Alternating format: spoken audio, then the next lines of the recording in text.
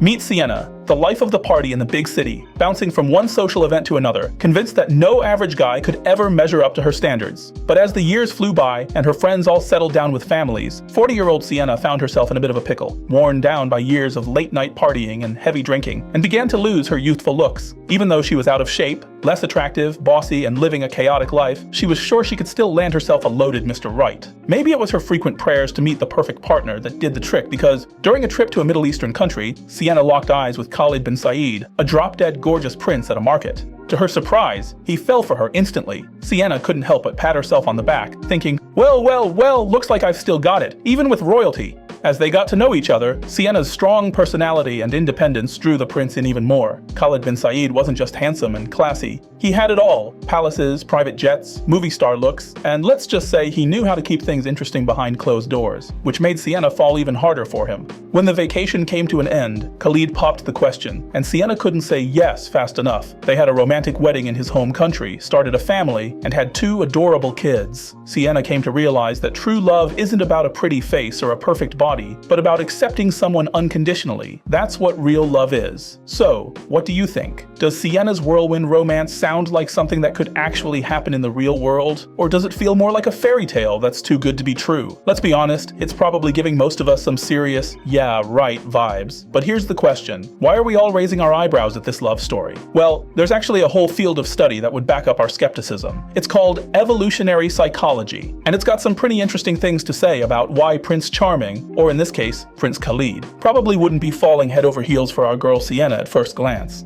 This field explains our modern emotions and behaviors by looking at how humans evolved. It gives us a unique view of gender relations through the lens of evolution. Bloggers who haven't studied evolutionary psychology might think men from certain countries are worse in some ways than those from other countries. But evolutionary psychology uses data from cross-cultural studies, looking at people from the West, Africa, Asia, and even primitive tribes, to find what men worldwide have in common. This means evolutionary psychology gets to the heart of the matter. Today, I'll be using insights from evolutionary psychology and the evolution of desire to dive into how men choose their partners. In the next video, we'll look at how women do it. First off, these videos might have some politically incorrect views. If you're offended or disagree, please direct your criticism to the authors, not me. I am just a messenger. The author of these books, David Buss, is a big name in evolutionary psychology. So, what is evolutionary psychology all about? To get into that, we need to start with the great scientist Charles Darwin. Darwin wanted to figure out why animals evolved the way they did, so he did tons of observations and research. For example, he wondered why turtles have hard shells, and why some birds have strong beaks. After extensive observations, Darwin proposed his well-known theory of natural selection. But what exactly is natural selection? Take giraffes as an example. Giraffes with longer necks can reach higher leaves more easily than those with shorter necks, giving them a better chance to survive and reproduce. These long-necked giraffes then pass this trait to their offspring. Over many generations of evolution, this has resulted in the giraffes we see today with very long necks. That's the basic idea of natural selection. However, Darwin, being a meticulous scientist, soon found some evidence that didn't quite fit with natural selection. Take the peacock's tail, for example. It's incredibly fancy, which uses up a lot of energy and makes the peacock stand out, making it an easy target for predators. Plus, that big tail slows them down when they try to escape. From any angle, this flashy tail doesn't seem to help them survive. So, Darwin came up with the theory of sexual selection to explain this. According to this theory, the bright feathers of male peacocks might show they're healthy and well-fed. For whatever reason, female peacocks prefer males with fancier tails when picking a mate. Over time, male peacocks with dull feathers couldn't reproduce and were phased out through evolution. This is why almost all male peacocks today have such magnificent feathers, a result of sexual selection. In the peacock world, it's all about flaunting those feathers to avoid being the ugly duckling in the mating game. Interestingly, according to the parental investment theory by later scholars, it's usually the females who choose the males in most species. We'll delve deeper into this topic later. Do humans experience natural and sexual selection? Absolutely. However, evolution takes a long time, usually thousands of generations, to show noticeable changes. So even though we live in a modern world, our brains still think like Stone Age humans. It's like having ancient software running on a modern computer. Some of our psychological traits might not be the best fit for today's society. For example, during the hunter-gatherer days, food was hard to come by, so humans developed a strong taste for fats and carbs because they provided a lot of energy. But in today's world, food is plentiful, and holding on to that preference can lead to obesity and health issues like heart disease. I think our ancestors wouldn't have survived a buffet. The same goes for sexual selection. Our preferences in partners come from our ancestors. These preferences were crucial in the past, helping individuals with certain traits to reproduce more successfully.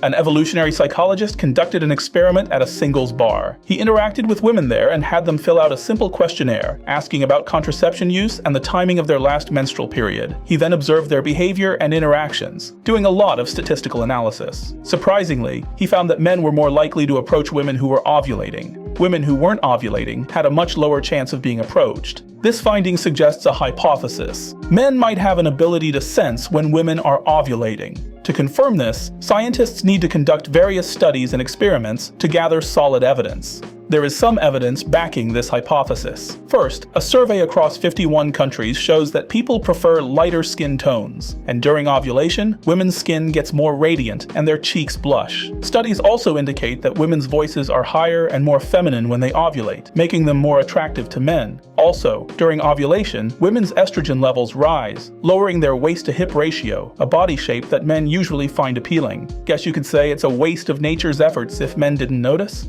Another piece of evidence comes from body odor studies. Researchers collected armpit sweat from women using pads and had men, who had never met them, smell the samples. The results showed that men found the scent of ovulating women more pleasant. Moreover, when men smelled t-shirts worn by ovulating women, their testosterone levels went up. But this didn't happen with t-shirts worn by non-ovulating women. Finally, researchers studied many professional strippers and found that those ovulating received more tips than at other times. These findings suggest that men might actually sense when a woman is ovulating, and this ability is automatic, not conscious. The likely reason for this preference is that women are more fertile during ovulation. So, men who can detect this have a better chance of reproducing. Some people might say they don't want children, but whether you personally want kids doesn't really matter. What's important is that only those who succeeded in sexual selection and reproduced became our ancestors. We carry their genes today. This is the core idea of evolutionary psychology. It's well known that men are generally attracted to young and beautiful women, a preference shaped by sexual selection. If you've ever seen a cat in heat, you'll notice that many female animals show obvious signs during ovulation. However, human females don't show these signs as clearly. So, how did ancient men figure out a woman's fertility? As women get older, their fertility declines, so age becomes a key clue to judge a woman's fertility. This age preference developed through human evolution. It's funny, as men get older, their eyesight gets worse, but somehow they can still spot an 18-year-old from a mile away.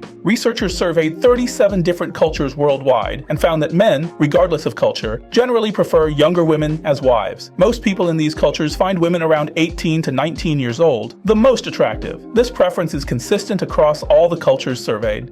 Some argue that this conclusion is too obvious, since most people like young women. They believe the survey results alone don't fully support the evolutionary theories mentioned earlier and suggest there might be other reasons for this common preference. For example, some feminist and sociological theories suggest that younger women are easier to control, so men prefer them for that reason. But research quickly debunked this idea. If it were true, teenage boys around 15 would prefer middle school or even elementary school girls, which they don't. Yeah, because a 15-year-old can barely control their own bedroom, let alone a person. Surveys show that 15-year-old boys usually find 18 to 19-year-old women most attractive. What's interesting is that these 18 to 19-year-old women have no interest in these teenage boys at all. However, if the fertility theory is correct, men of any age, even those who are 50, should prefer 18-year-old women. But in reality, 50-year-old men often choose women around 35. This doesn't seem to fit with evolutionary psychology.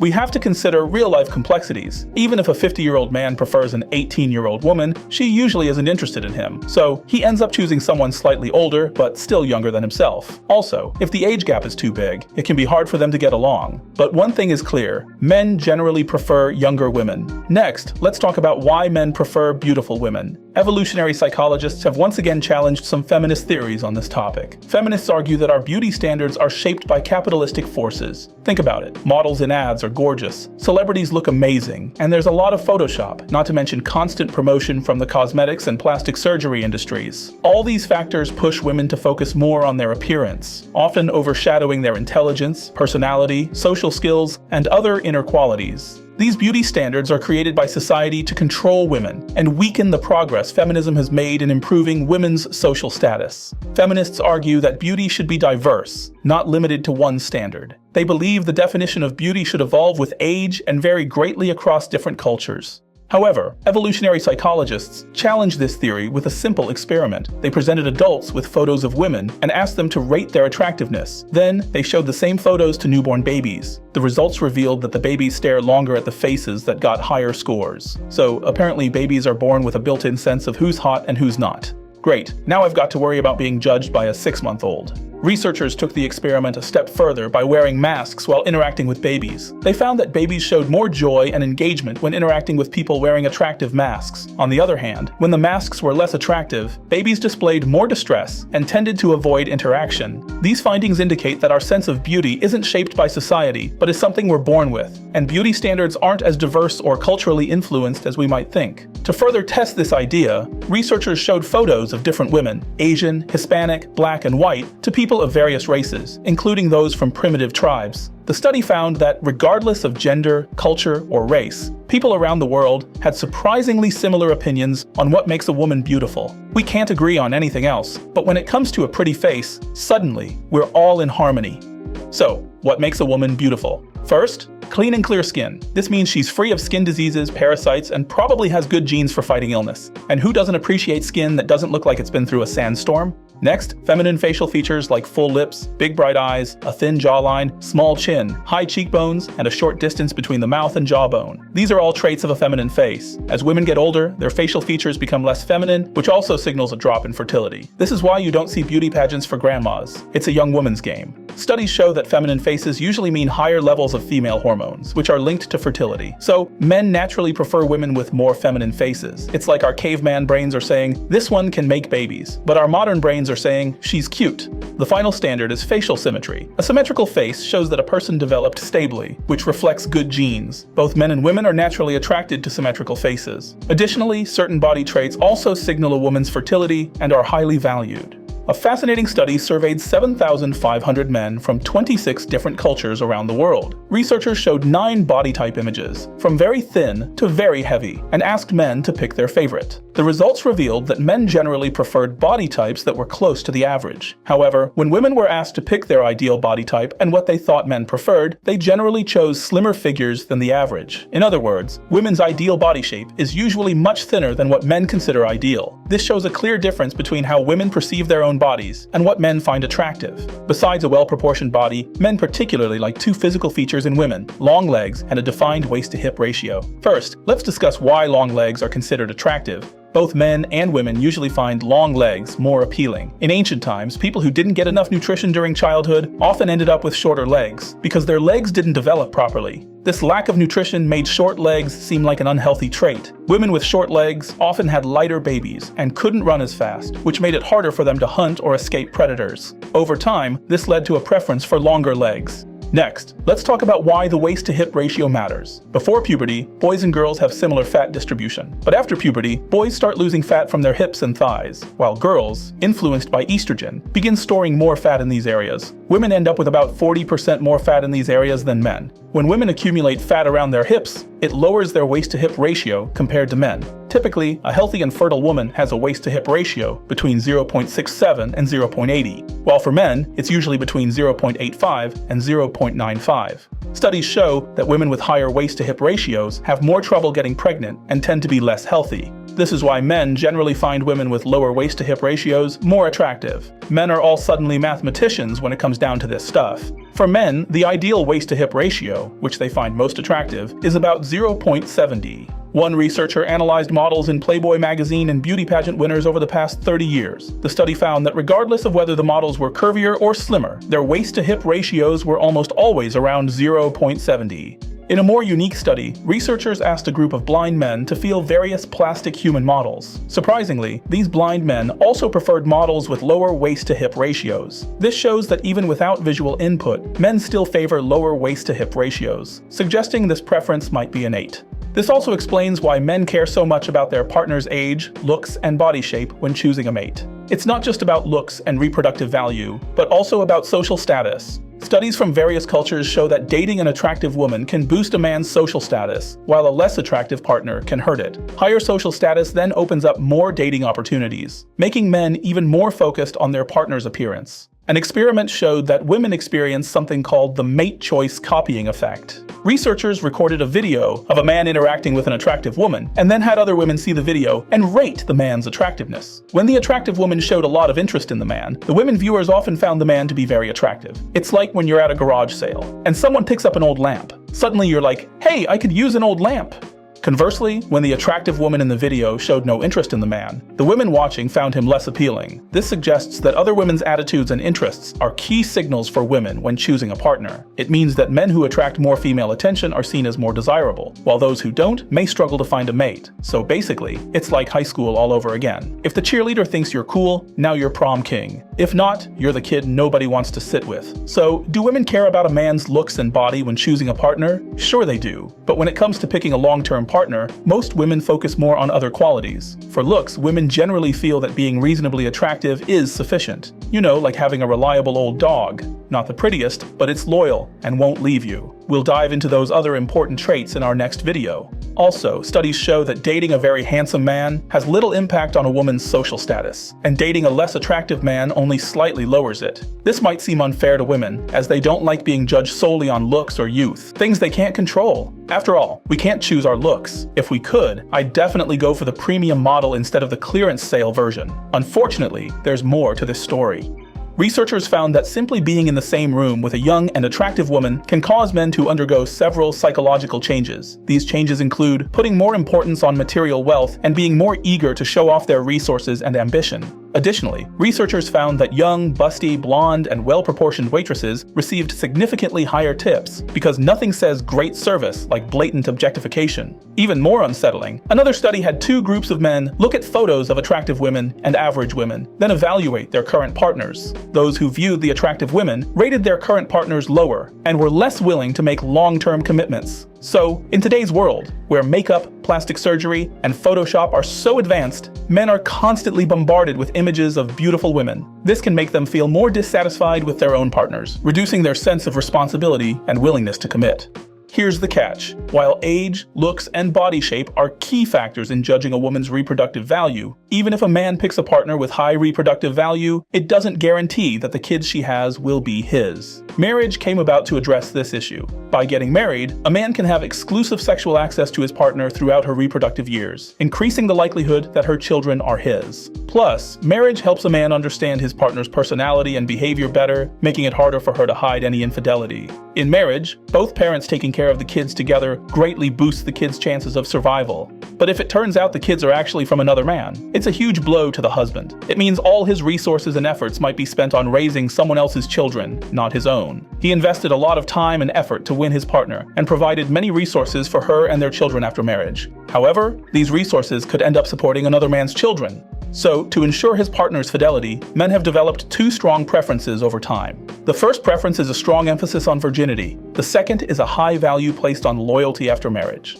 Why do men value virginity? If a woman consistently values chastity before marriage, it suggests she will likely be faithful after marriage. Research shows that people with many sexual partners before marriage are more likely to be unfaithful to their spouse afterward, compared to those with fewer premarital partners. With modern contraception widely available, men today are less fixated on virginity. Still, men around the world generally care more about a partner's chastity than women do. This varies a lot by region. In countries like Iran, Israel, India, and parts of the Arab world, men place a high value on virginity. Meanwhile, in countries like Sweden, Norway, and Finland, men barely think about it. Why do these differences exist between countries? Researchers think it might have a lot to do with how economically independent women are. In countries like Sweden, there's a strong welfare system in place. The government collects high taxes from the wealthy and redistributes the money to everyone. This includes things like daily childcare, long paid maternity leave, and many other financial benefits.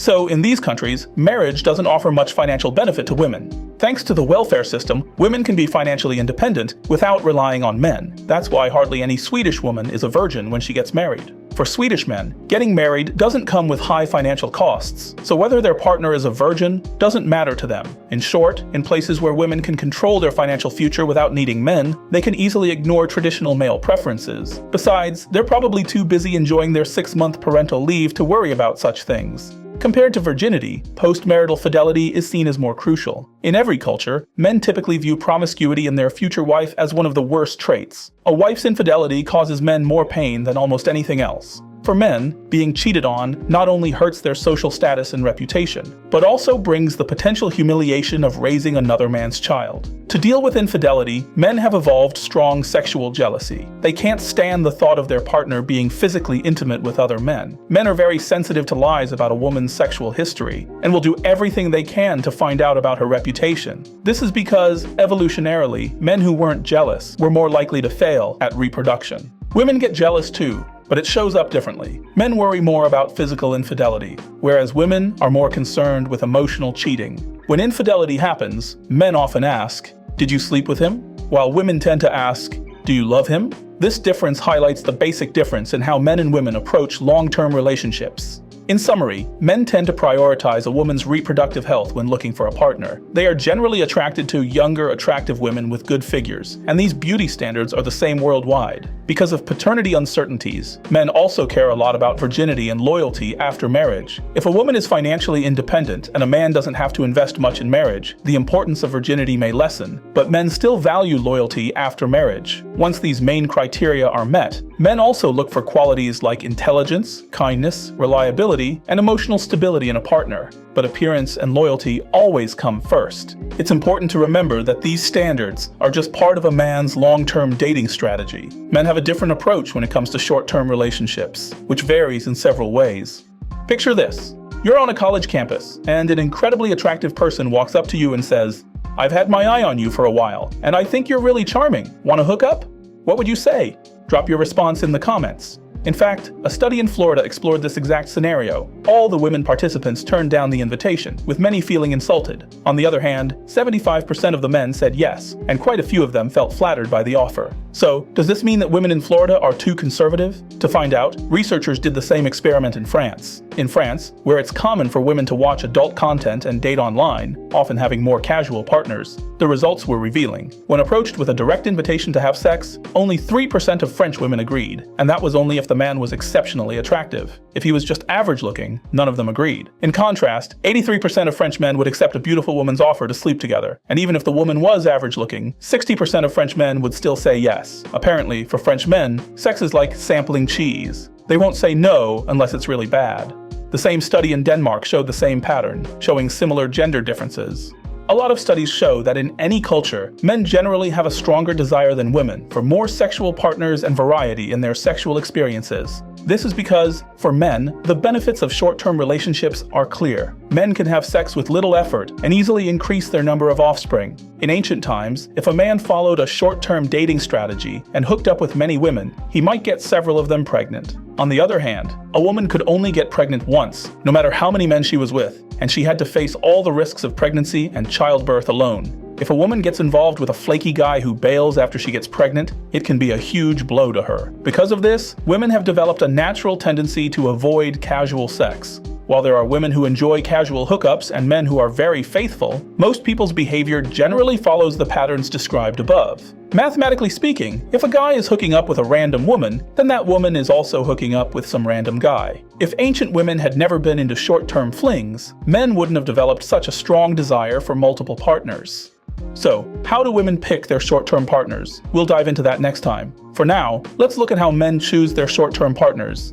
The less time and effort a guy spends before getting lucky, the more women he can hook up with. It's a simple idea. Lowering your standards is an effective way to boost your chances. The easier the standards, the higher the success rate for casual flings. Many guys have a hard time dating or marrying women who are older than them or who have a wild sexual history. But when it comes to short-term flings, things like age or a promiscuous lifestyle don't really matter. Besides being less picky about age, men also lower their standards in other areas when it comes to short-term flings. This includes athletic ability, upbringing, generosity, integrity, independence, kindness, intelligence, loyalty, sense of humor, social skills, wealth, responsibility, natural behavior, cooperation, and emotional stability. In short, for short-term partners, men almost drop all their standards as long as the woman is somewhat attractive. It's like they're having a clearance sale on their dignity. Everything must go. Even if the woman has many deal breakers, like being mentally abusive, violent, unlikable, an alcoholic, ignorant, uneducated, possessive, promiscuous, selfish, lacking a sense of humor, or not sexy enough, guys don't worry about these flaws in short-term relationships. They believe these negative traits won't affect them much in the short run. This drives many women crazy. They can't understand how a man could get involved with women they see as so low class, and they find this behavior gross and unsanitary. It's like finding out your dog prefers eating the neighbor's trash over the gourmet food you buy. But lowering their standards doesn't mean men have no standards at all, even in short-term flings. Men can still be quite picky about certain traits. There are 4 specific traits that men tend to avoid in these situations. First, men are really turned off by women with low sex drive in short-term flings. They can't stand women who are serious, conservative, or have a low libido because these traits make it hard to get physical. Instead, they prefer women with strong sex drives and plenty of sex experience, as this means a higher chance of hooking up. This is the exact opposite of what men look for in long-term relationships. Secondly, women who aren't very attractive are also unpopular in short-term flings because men care a lot about looks in these situations. If a woman isn't good-looking, it significantly lowers men's interest. Third, men tend to avoid women with too much body hair in short-term flings because they don't find it sexy and it doesn't fit their idea of female beauty. Finally, women who want commitment are also a turn-off in short-term flings because these relationships are meant to be casual and without strings attached. Demanding commitment goes against the whole idea. When men are looking for a serious partner, they do care about loyalty and commitment. They're happy to offer commitment in these situations. But when they're just looking for casual partners, they steer clear of women who want promises and a lot of effort before getting intimate. Here's a popular joke. President Coolidge and his wife were visiting a farm. Mrs. Coolidge asked the farmer how he managed to get so many eggs with so few roosters. The farmer proudly replied that his roosters mate dozens of times a day. Wow, those roosters must be exhausted. Then, thinking about her husband's lackluster performance, Mrs. Coolidge told the farmer to share this with the president. When Mr. Coolidge heard this, he immediately asked, "Does the rooster mate with the same hen every time?" The farmer replied, "No, with a different hen each time." The president quickly replied, "Tell Mrs. Coolidge that." And that's how the joke became known as the Coolidge effect. Here's how this effect works. Researchers put a male mouse in a box with 4 or 5 female mice in heat. The male mouse starts mating right away and keeps going until he's completely worn out. After that, no matter how much the female mice try to get his attention, he's just not interested anymore. However, when the researchers put a new female mouse into the box, the male mouse instantly perks up and starts mating with the newcomer. This same behavior is seen in rams and bulls, whose interest drops quickly when they keep mating with the same partner. Even if researchers cover the mated ewes with canvas, the rams won't be tricked. But as soon as a new ewe shows up, the ram's interest is instantly reignited. So, is the ram losing interest because the ewes have already mated? Not really. Even if the new ewe has just mated with another ram, the ram will still get excited. I guess even animals get bored too. The Coolidge effect is seen in men all around the world. As marriages get longer, couples tend to have sex less often, and men are more likely than women to seek extramarital affairs. Many studies on cheating show that, despite varying numbers, one thing is clear. Men cheat more often, have more affairs, and have more partners outside of marriage. Husbands are usually the ones who suggest spouse swapping, open relationships, or polyamory, not wives. This shows the differences in sexual fantasies between men and women. Men tend to have more sexual fantasies, and these fantasies are often very visual. They usually focus on specific body parts like breasts, genitals, buttocks, legs, and mouths, without much concern for the relationships, emotions, or foreplay.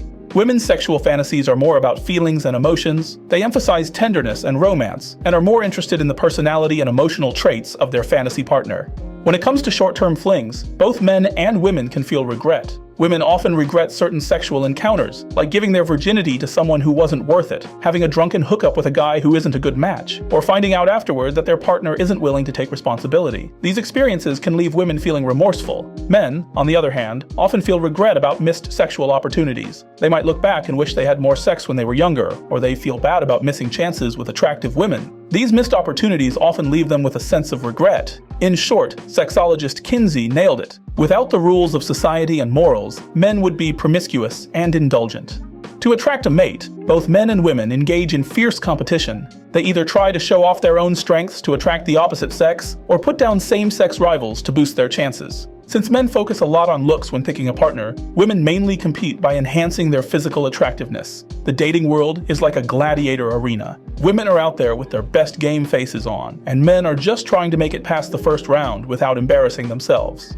Men often see rosy cheeks and bright colors as signs of a woman's good health, so women use lipstick and blush. Smooth, clean skin is another trait men find attractive, so women cover up blemishes and use moisturizing skincare products. So, the cosmetics industry, plastic surgery, and all kinds of appearance-enhancing clothes and accessories have boomed. This includes high heels that make legs look longer, corsets that enhance the waist-to-hip ratio, padded bras that boost cleavage, and photos edited with Photoshop. All these products and services have flourished to meet women's competitive needs. In short, the beauty competition among women has always been there and hasn't gone away. Some women might say they dress up to please themselves, not to impress men. But really, it doesn't matter whether you do it for yourself or for others. The main question is, why do we have these beauty standards? Take wearing lipstick, for example. If a man wears lipstick, it goes against common beauty standards and might even get him labeled as cross-dressers. This shows that men putting effort into makeup, plastic surgery, and photo editing doesn't make them more attractive as a conventional male. In fact, it might hurt their chances of finding a mate. These preferences have been shaped by a long evolutionary process. Let's give a little teaser for our next video on what women look for in a partner. If men care a lot about women's looks and women compete mainly on appearance, what do men compete over? By figuring this out, we can understand what women value in men. Think about this question and stay tuned for a detailed explanation in our next video. Besides competing through looks, another common strategy is to put down other women, which explains why women often criticize other women's appearances. But here's an interesting question. If everyone can judge beauty for themselves, why do these negative comments about other women's looks still have an impact? Because people are naturally petty. It's like they have a flaw detector on high alert. Oh, did you notice her slightly uneven eyebrows? Yes, because that's really important in life. The reason is that this behavior highlights minor flaws that might not be obvious. Even a beautiful woman can have small imperfections, like short fingers, close-set eyes, or a flat nose. No one is perfect, and negative comments can make these small flaws stand out. Also, our perception of attractiveness is influenced by others' opinions, so negative remarks can change how we see someone, making their minor flaws more noticeable. It's like everyone suddenly cares about the length of her fingers. Oh, she's beautiful, but those fingers? Tragic. We're all secretly becoming finger-length connoisseurs. If people around us think a woman is unattractive, we tend to adopt that view too. Consequently, her perceived attractiveness and desirability as a partner will drop. There are often female celebrities or influencers who, despite having good looks, are labeled as ugly by online critics. These critics scrutinize every flaw under a microscope. The same thing happens in schools, where girls who look perfectly fine are gossiped about and whispered about behind their backs. This is a classic example of the demeaning strategy in action. Interestingly, if a girl's looks are plain, she's less likely to get negative comments from other girls. Girls who post a lot of selfies on social media might get comments pointing out her small flaws, but they shouldn't worry too much about their appearance. However, if a girl often gets compliments on being cute by other girls, she might want to check if there are any real issues with her looks. It's a bizarre world where being average is your best defense. Additionally, since men really value loyalty in a long-term partner, one common way to undermine someone is by hinting that a woman is pretty loose. But, funny enough, this kind of gossip can sometimes backfire. If a guy is just looking for a short-term fling, calling a woman promiscuous might actually make him more interested. So, bad-mouthing a rival woman as loose will really only hurt her chances in the marriage market, but won't make her any less attractive for a short-term hookup. Because this kind of put-down is so powerful, every culture around the world has come up with its own words for women who are seen as promiscuous, like slut, whore, prostitute, and bitch. These words change over time, but their basic meaning stays the same. Compared to women, there are way fewer words to describe men who sleep around. Even when such words exist, they often carry a sense of envy rather than criticism. Terms like playboy, ladies' man, and party animal often even have a positive spin. Many men proudly boast about their active sex lives, leaving women puzzled, and this is part of the reason why. Since men usually look for low-effort hookups when they're after short-term relationships, women who send out sexual signals can really get their attention. Women can flirt by making flirty eye contact, pouting their lips, blowing kisses, sucking on their fingers, tilting their body to show off their chest, wearing skimpy outfits, getting close, and touching them. Men almost can't resist these flirty moves because they directly tap into their desires. Yeah, women have all these tricks to get men's attention, and men fall for it like they're hypnotized chickens. But if a guy tries the same thing on a woman, it usually grosses her out. Some guys think sending explicit photos online will turn women on, but most women actually find it really disgusting, and definitely not exciting. Additionally, men often have an exaggerated sense of sexual signals, leading to big misunderstandings. In an experiment, a video showed a woman looking into a man's eyes and smiling. Researchers asked both men and women to watch the video and figure out what the woman's intentions were. Most women who watched the video thought the woman's eye contact and smile were just friendly and polite, but many men saw it as sexual interest and thought she was trying to seduce the guy. This shows that men often read too much into women's signals. Even when there's no sexual intention at all, men interpret everything as a come on. She looked at me, she's into me. She handed me a coffee, she's definitely into me. Why do men tend to overread sexual signals? It's because this tendency helps them avoid missing out on any opportunities. Throughout evolution, even if just a few misunderstandings led to sex, it would still boost their chances of reproduction significantly. So basically, evolution has turned men into hopeful idiots. Since women know about this trait in men, many use it to their advantage by pretending to be more approachable. They might act sweet, innocent, or a little clueless, so men feel like they're in control of the conversation and can steer where it goes. A submissive attitude tells men, "You can come closer, I won't react negatively." Acting innocent and a bit clueless sends an additional message. "I'm easy to influence, and you won't need to commit much to have a sexual relationship with me." So, more men are likely to approach her because of these signals, giving her more chances to find a partner. Naturally, some women see through this act and come up with terms like bitch to describe those who use these tactics. So far, we've talked about the basic principles of how men choose their partners. It might seem like this puts women at a disadvantage in the dating world, with little control. But earlier in the video, we mentioned a theory from academia called parental investment. According to the parental investment theory, in most species, it's actually the females who do the choosing, and humans are no different. Men can produce around 12 million sperm every hour, but women have a limited number of eggs, about 1 to 2 million throughout their lifetime. However, most of these eggs will die off in the ovaries, and only around 400 will mature enough to be fertilized.